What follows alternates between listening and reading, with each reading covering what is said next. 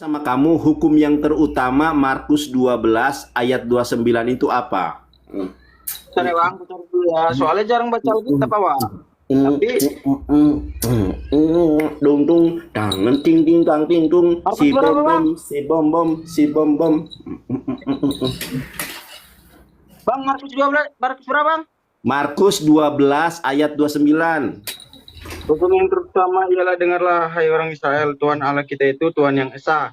Kasihilah Tuhan Allahmu dengan segenap hatimu dan dengan segenap jiwamu dan dengan segenap akal budimu dan dengan segenap kekuatanmu. Dan hukum yang kedua ialah kasihilah sama manusia seperti dirimu sendiri. Tidak ada hukum lain yang lebih utama daripada hukum ini. Lalu kata ahli Taurat kepada Yesus, tepat sekali guru, benar katamu itu bahwa dia esa dan bahwa kita ada yang lain kecuali dia. Sampai berapa? Nah, Ayat berapa? sudah itu sampai ayat 32, itu satu perikop. Nah, sekarang saya mau tanya sama Jimmy. Jim, kalau kita itu apa, Jim? Kita manusia. Kalau kita itu apa? Kaidah bahasa Indonesianya, kalau kita itu apa? Subjek kah, objek kah? Subjek. Subjek. Kita subjek tunggal atau subjek jamak? Kalau tunggal itu sendiri berarti jamak. Nah, di situ Yesus mengatakan, inilah dengarkanlah hai orang Israel, Tuhan kita. Kalau Tuhan kita subjek jamak, berarti orang yang berbicara dengan orang yang diajak bicara sama-sama kita di sini. Apa kata Yesus? Dengarkanlah hai orang Israel, Tuhan kita. Berarti Yesus punya Tuhan nih. Tuhan kita itu adalah Allah yang Maha Esa. Kemudian di ayat ke-32-nya, apa kata orang Yahudi? Benar guru, bahwa tidak ada yang lain kecuali dia, bukan kecuali kamu. Nah, gimana? Terberkati enggak?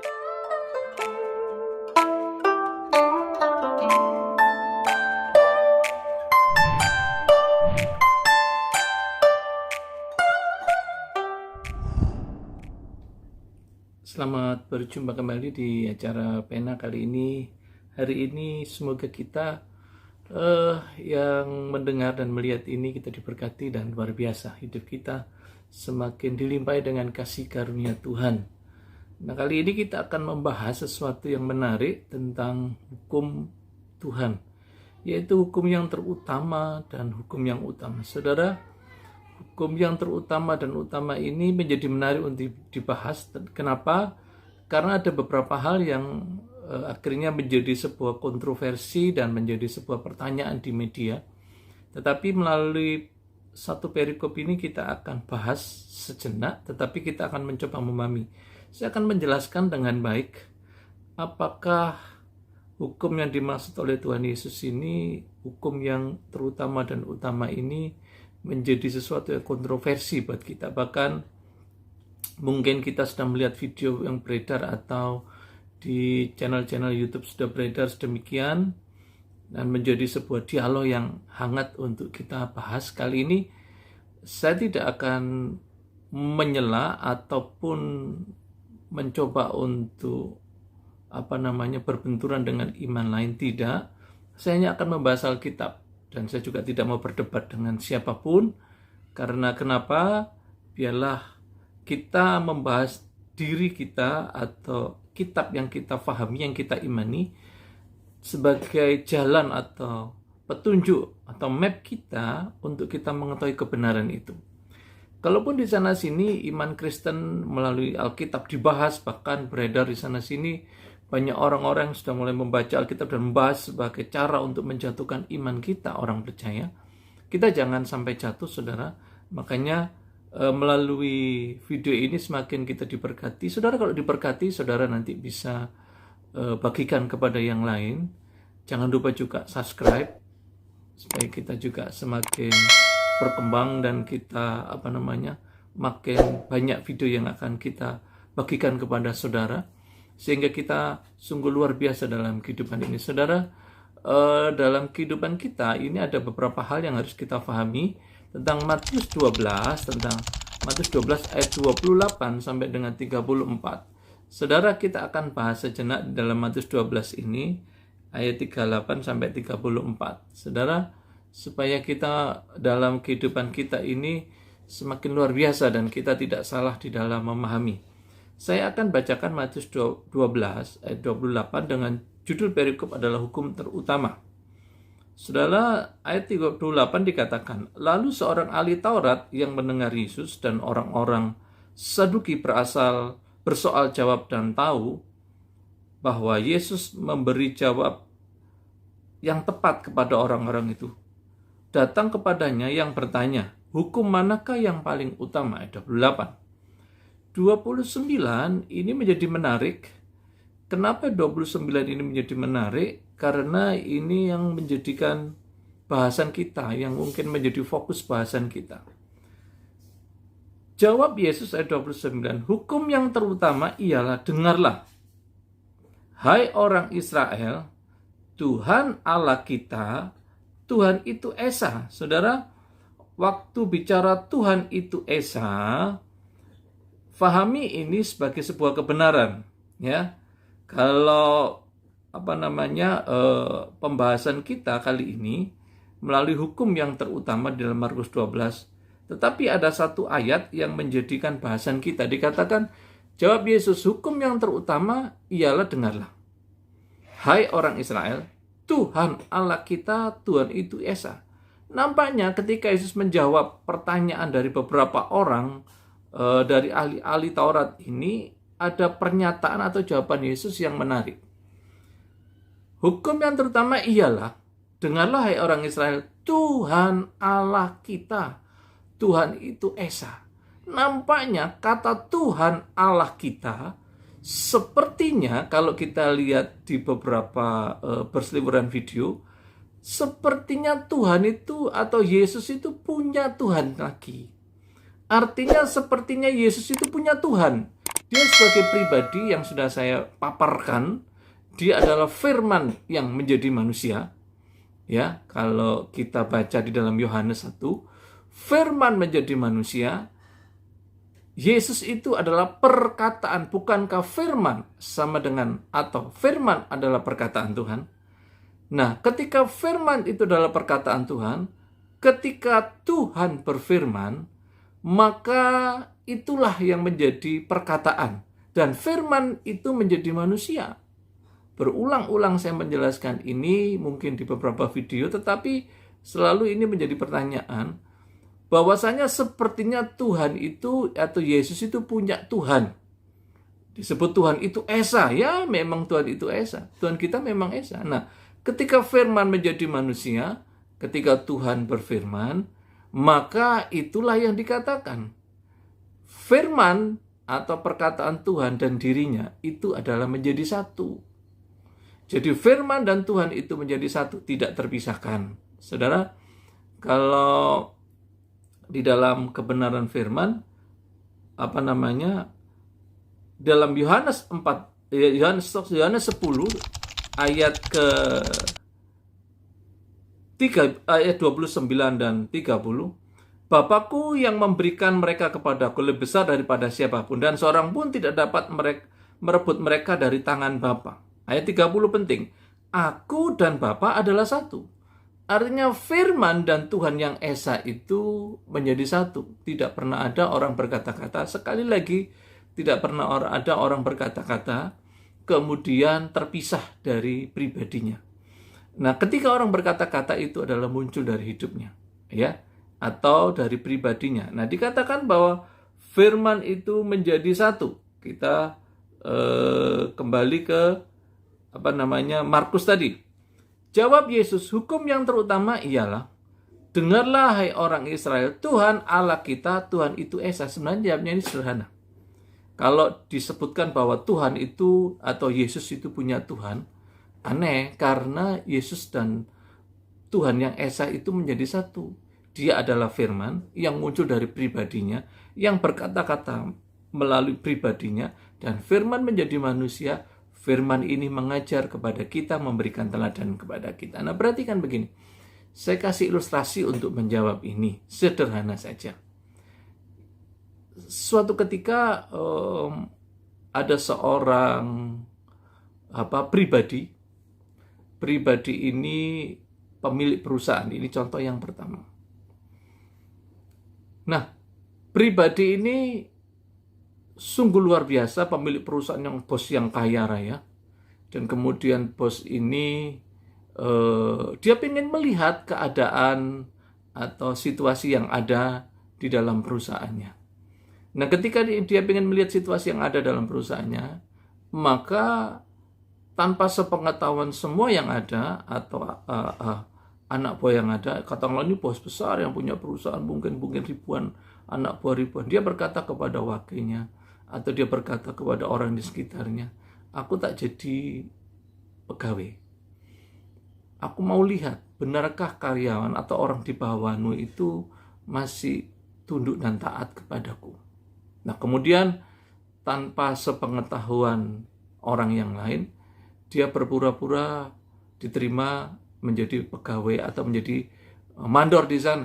Kemudian dia menjadi satu bekerja seperti biasa. Nah, suatu ketika ada problem, ada masalah. Nah, ketika ada masalah, bos ini yang sudah menjadi mandor ini berkata kepada anak buahnya begini, yuk kita bekerja yang baik, supaya nanti kita perusahaan ini makin besar dan gaji kita makin naik. Nah, pertanyaan saya adalah begini, apakah bos yang besar yang menjadi mandor ini, yang pura-pura menjadi mandor atau menjadi mandor tanpa diketahui yang lain, kemudian dia berkata, ayo kita bekerja, perhatikan, ayo kita bekerja dengan baik supaya bos kita nantinya bisa memberi kita gaji lebih. Waktu dia berkata supaya bos kita, apakah salah? Pertanyaannya, bukankah dia bos yang menjadi mandor? Bukankah dia bos yang kemudian ingin mengetahui situasi perusahaannya waktu menjadi mandor? Dia berkata kepada anak buahnya, dia berkata kepada orang sekitar, ayo kita bekerja dengan baik, dengan sungguh-sungguh, supaya bos kita. Dia menyatakan kata kita itu jamak, kelihatannya jamak. Dia berkata kepada orang-orang di sekitarnya, kepada anak buahnya sebenarnya, kepada seluruh karyawannya. Tetapi waktu dia menjadi mandor, dia berkata, bos kita. Ayo kita bekerja dengan sungguh-sungguh supaya bos kita bisa memberi kita gaji yang lebih besar. Pertanyaan saya adalah, apakah waktu bos yang menjadi mandor ini mengurangi statusnya, mengurangi posisinya sebagai bos? Tidak, bukan. Dia tetap bos. Dia adalah bos yang menjadi mandor di dalam perusahaannya untuk mengetahui situasi yang sedang terjadi, menyelidiki apa yang sedang terjadi, memberi arahan apa yang sedang terjadi. Nah, waktu dia menjadi mandor, dia berkata, ayo kita. Dia tidak berkata, ayo bekerja supaya aku. Nah, kalau dia berkata itu, aku bosmu akan gaji kamu, maka semua tim yang ada atau anak buahnya akan tahu bahwa ini bosnya. Tetapi karena dia banyak anak buahnya tidak tahu bos ini mungkin tinggal di luar negeri, dia baru datang, dianggaplah dia pegawai baru. Tapi sebenarnya dia adalah bos. Saudara, kalau kita melihat ilustrasi itu, waktu Yesus berkata ini, Tuhan Allah kita sebagai manusia, dia menyatakan ini kepada semua umat manusia, kepada orang yang ada di sekitarnya. Tuhan Allah kita, dia adalah firman itu sendiri tetapi menjadi manusia. Dia menyatakan itu sebagai fakta kebenaran. Saudara, mari kita lihat video ini. Saudara lihat video ini. Kita akan lihat sejenak pernyataan yang ada, supaya kita menjadi paham dan kita mengerti, supaya kita tidak lagi salah. Ya. Oke, mari kita lihat video ini dan kita akan makin diberkati. Kita lihat. Nah, di situ Yesus mengatakan, inilah, dengarkanlah hai orang Israel, Tuhan kita. Kalau Tuhan kita subjek jamak, berarti orang yang berbicara dengan orang yang diajak bicara, sama-sama kita di sini. Apa kata Yesus? Dengarkanlah hai orang Israel, Tuhan kita. Berarti Yesus punya Tuhan nih. Tuhan kita itu adalah Allah yang Maha Esa. Kemudian di ayat ke-32-nya, apa kata orang Yahudi? Benar guru, bahwa tidak ada yang lain kecuali Dia, bukan kecuali kamu. Nah, gimana? Terberkati? Nah, setelah melihat video tadi, kita paham bukan? Bukan berarti Di dalam Markus 12 ayat 29, Yesus punya Tuhan lagi? Enggak. Waktu Yesus berkata kepada orang-orang ahli Taurat di sekitarnya, dia berkata bahwa hukum yang terutama ialah, dengarlah, hai orang Israel, Tuhan Allah kita. Dia sedang membumikan dirinya kepada masyarakat atau orang-orang di sekitarnya, kepada ahli-ahli Taurat, kepada orang-orang yang mendengar. Dia menyatakan itu secara langsung karena dia adalah firman yang menjadi manusia. Dia menyampaikan Tuhan Allah kita, Tuhan itu Esa. Tetapi dia menjadi seorang pribadi. Firman itu menjadi pribadi yang mengajar, yang memberikan teladan dalam hidupnya. Saudara nanti bisa lihat bagaimana pribadi itu mengajar dan memberi teladan. Itulah firman yang hidup, firman yang menjadi manusia. Saudara bisa lihat di video saya ini. Nanti saudara bisa lihat ini firman yang menjadi manusia. Saudara nanti pahami dengan baik, ya. Nanti saudara akan mengerti. Nah, selanjutnya di ayat ke-30, kasihilah Tuhan Allahmu, Markus 12 ayat 30, kasih Tuhan Allahmu dengan segenap hatimu, dan dengan segenap jiwamu, dan dengan segenap akal budimu, dan dengan segenap kekuatanmu. Saudara, di ayat 30 ini bicara tentang mengasihi Tuhan Allahmu, yaitu hukum yang terutama. Mengasihi Tuhan Allah itu berarti sesuatu yang luar biasa, karena Yesus mengajarkan tentang kasih dalam kehidupan kita. Nah, oleh karena itu ketika Yesus mengajarkan tentang kasih, dia bukan berarti mengajarkan pengajaran yang berbeda dengan firman yang sudah disampaikan kepada bangsa Israel di dalam hukum Taurat. Tidak, saudara. Dia tidak mengajarkan sesuatu yang berbeda. Tidak. Saudara, bicara hukum kasih, yaitu hukum terutama dan utama. Kalau kita baca nanti ada hukum yang utama, mengasihi sama manusia. Kita lihat dulu dalam Matius,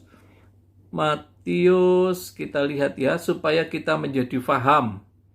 Ya, Matius, saya cari dulu. Ya, Matius 22, saudara, ayat ke, supaya kita mengerti ya. Ayat ke Matius 5, bukan Matius 22. Matius 5. Matius 5 ayat ke 43. Kita mulai. Matius 5 ayat 43, kamu telah mendengar firman, kasihlah sesama manusia dan bencilah musuhmu. Tetapi aku berkata kepadamu, kasihlah musuhmu dan berdoalah bagi mereka yang menganiaya kamu. Kalau dunia mungkin telah mendengar pengajaran mengasihi orang yang baik. Tapi saya gak bicara itu. Tapi yang lebih penting itu adalah di sini, saudara. Ya, sebentar, saya carikan. Itu tadi hukum yang utama, mengasihi sesamamu manusia. Saudara, kalau kita mengasihi sesama manusia, mengasihi orang yang baik dengan kita itu biasa. Bahkan di dalam ayat ke-44, tadi 43, ayat ke-44, kemudian ayat ke Matius 5 ya. Ayat ke-46, apabila kamu mengasihi orang mengasihi kamu, apakah upamu? Bukankah pemungut cukai juga berbuat demikian? Dan apabila kamu hanya memberi salam kepada saudaramu yang baik saja atau saudaramu saja, apakah lebihnya daripada perbuatan orang lain? Bukankah orang yang tidak mengenal Allah pun berbuat demikian? Saudara, jangan sama cara mengasihi kita dengan dunia. Kalau cara mengasihi kita dengan dunia itu sama dengan cara mengasihi kita sama dengan dunia, apa bedanya kita dengan dunia? Cara mengasihi kita harus sama dengan apa yang diajarkan Yesus dong. Yesus mengajarkan kalau engkau mengasihi sesamamu manusia, bukan orang yang baik, tetapi kasihlah orang yang membencimu, orang yang memfitnahmu, kasihlah orang yang baik denganmu. Saudara, waktu engkau bicara mengasihi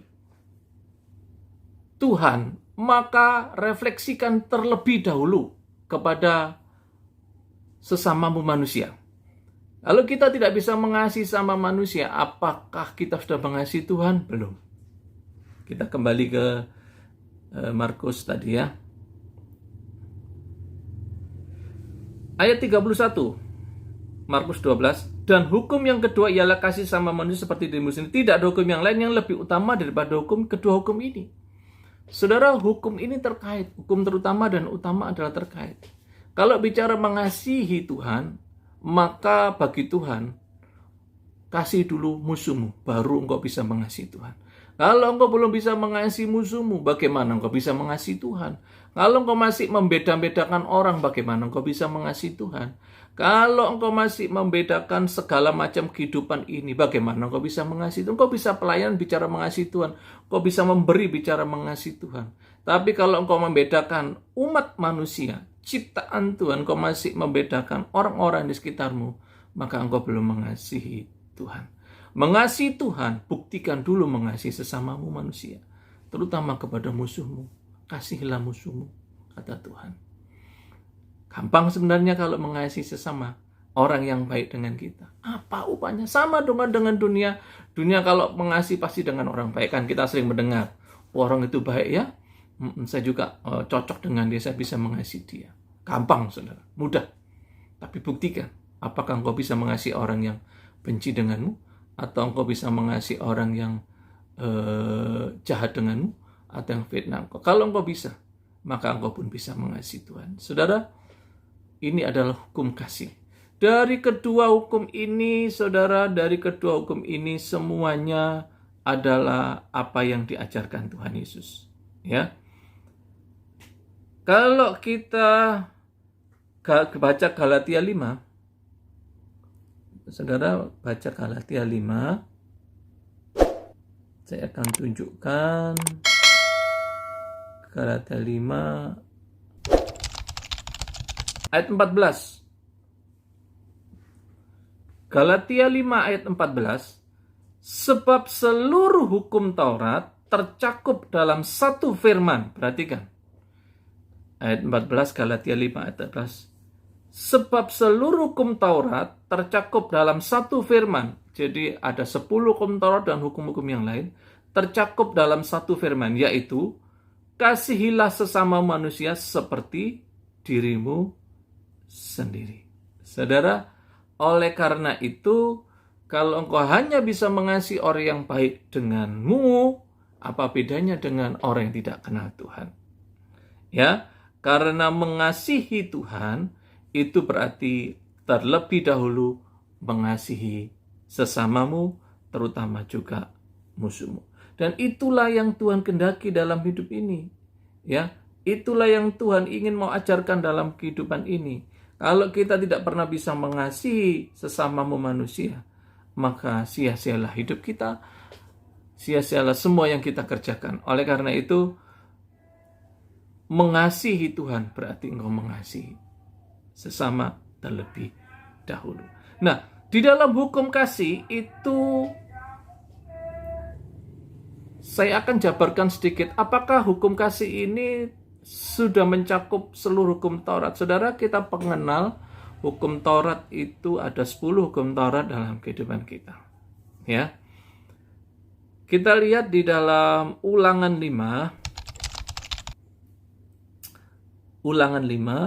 ayat 6. Kita baca Ulangan 5 ayat 6. Sebenarnya kalau saudara baca bisa sampai ayat 21. Nah,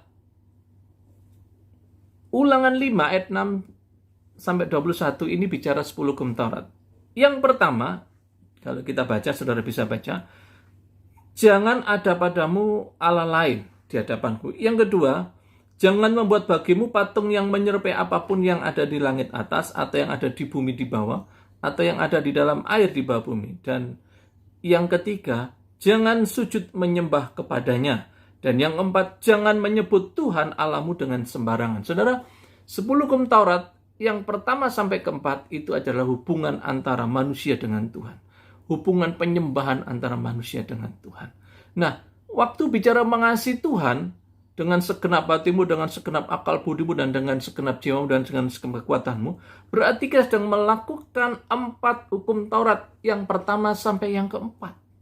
Lalu bagaimana ayat kelima hukum Taurat yang kelima dan ke-10?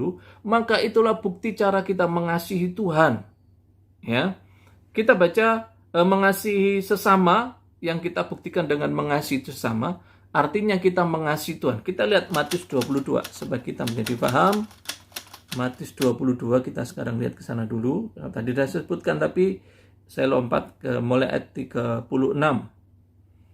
Matius 22 ayat mulai 36. Ya, guru kemana kalian terutama dalam hukum Taurat? Jawab Yesus, kasihilah Tuhan Allahmu. Nah, saudara perhatikan, hukum Taurat, hukum yang terutama dalam hukum Taurat, kasih Tuhan Allahmu dengan segenap hatimu dan segenap jiwamu dan dengan segenap akal budimu. Itulah hukum yang terutama dan yang pertama. Dan hukum yang kedua sama dengan kasihlah sesama manusia. Ayat 40.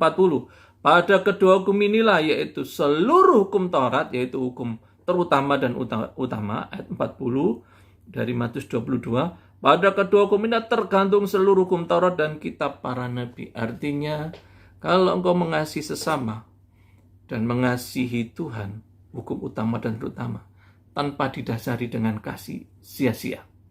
Prinsipnya adalah kasih. Oleh karena itu, ini diajarkan oleh Tuhan Yesus, betapa hukum kasih itu penting. Ketika engkau sudah melakukan hukum kasih ini, mengasihi sama manusia dengan sungguh-sungguh, dan juga mengasihi Tuhan dengan sungguh-sungguh, maka engkau sedang menggenapkan hukum Taurat. Karena pada kedua hukum kasih inilah tergantung seluruh hukum Taurat. Artinya engkau sedang menggenapi 10 hukum Taurat yang ada di dalam Ulangan 5 tadi. Nah, oleh karena itu bersyukurlah kita. Saya sangat bersyukur, saudara. Kita tidak lagi melakukan seperti bangsa Israel di masa lalu melakukan hukum Taurat one by one, satu persatu dengan cara-cara yang sudah diajarkan, sangat berat buat kita mungkin hari ini. Mana mungkin itu bisa kita lakukan dengan situasi yang ada, dengan membuat korban dan semuanya. Saudara bisa lihat video saya nanti, saudara nanti perhatikan di sini, fahami supaya kita menjadi mengerti. Ada video-video ini kanan kiri bisa saudara lihat. Nah, saudara nanti perhatikan video ini, saudara akan ngerti. Saudara akan bisa perhatikan dengan baik. Nah, saudara, oleh karena itu hukum terutama dan hukum utama ini menjadi satu ikatan dasar yang kuat untuk melakukan hukum Taurat. Makanya saya bilang, Yesus tidak bertentangan dengan hukum Taurat, tetapi Yesus menggenapi hukum Taurat. Yesus bukan lagi punya Tuhan ternyata setelah kita bahas tadi, tetapi dia menjadi pribadi, firman yang menjadi manusia, yang mengajarkan cara hidup surga dan menunjukkan teladan bagaimana kita harus hidup dan kita harus belajar kepadanya.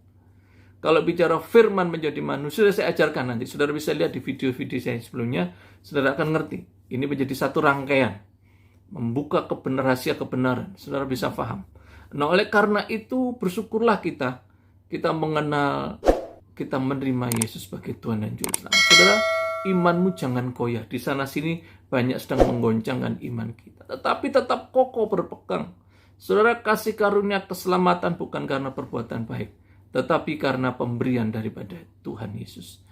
Oleh karena itu tidak seorang pun yang bisa sampai kepada surga tanpa melalui. Mungkin diterjemahkan A sampai Z, di debat A sampai Z. Silakan saudara, jangan dibenci. Doakan, hukum kasih itu jangan membenci, mengasihi dan mendoakan. Kalau engkau bicara mengasihi Tuhan, hukum Taurat yang pertama dan keempat, ya, maka terlebih dahulu kasih sesamamu manusia, terutama musuhmu. Maka perhatikan ini, hidupmu akan luar biasa. Saudara, semakin fitnahan itu datang, berkat itu semakin menimpa. Doakan orang-orang fitnah engkau, doakan orang yang berkata minor denganmu. Jangan engkau menjadi marah, tapi bersyukurlah sebab Tuhan mengasihi engkau. Ya, Tuhan sangat mengasihi engkau. Tuhan tidak pernah membiarkan engkau. Hari ini, ketika engkau mendengar video ini, percayalah, tidak ada sesuatu yang sehebat Dia. Percayalah, tidak ada Tuhan yang sehebat Dia. Ya, imani dengan sungguh-sungguh, jangan goyah. Saudara, kalau saudara ada pertanyaan atau sesuatu, saudara bisa bertanya. Saudara bisa menuliskan di komentar dan apa. Silakan saudara. Ya, oleh karena itu, mari kita terus membangun iman kita dengan sungguh-sungguh. Karena begitu besar Tuhan kita, begitu kasihnya begitu besar kepada kita. Dibuktikan. Tuhan sudah memberikan bukti, Tuhan sudah mengajarkan tentang hukum kasih. Ya, lakukan yang terbaik, karena memberi yang terbaik adalah memberi dengan ketulusan, dengan kasih.